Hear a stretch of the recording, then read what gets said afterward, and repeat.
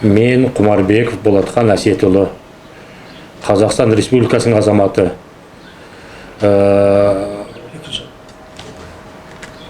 Сүйген қарындасым Қытай Халық Республикасы Іле Қазақ автономия облысы Тарғыбатай аймағы Қобық Сары ауданы Мөтке ауылының тұрғыны Ерлан Қабденқызы 1969 жылғы 3 ай. Құжат нөмірі 65 42 26 19 69 03 01 40 281.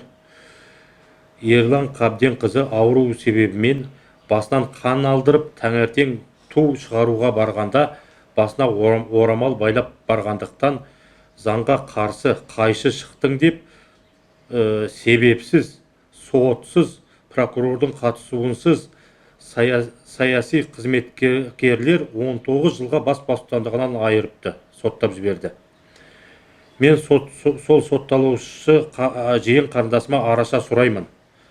Қазақстанға келіп кетіп жүретін қарындасым туышылап, Қазақстан сыртқы істер министрлігіне, дүниежүзілік халықаралық адам құқықтарын қорғау ұйымдарына араша сұраймын.